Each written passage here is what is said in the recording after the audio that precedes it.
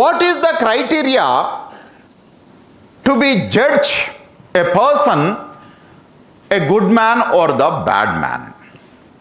ఒక మనిషి చెడ్డవాడు లేదా మంచివాడు, ఒక మనిషి రైటు రాంగ్ అని చెప్పడానికి కొలమానాలు ఏంటి? ఏ విషయంలో నచ్చుతాడు మీకు? ఏం భావాలు మీ?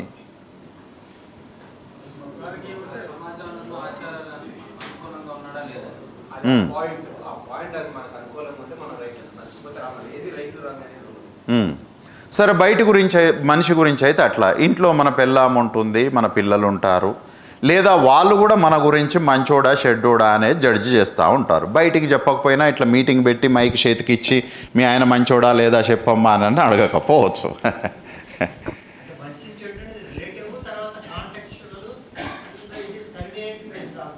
ఒకటి చెప్పండి, కాంటెక్చువల్ ఒకటి చెప్పండి, రిలేటివ్ ఒకటి చెప్పండి.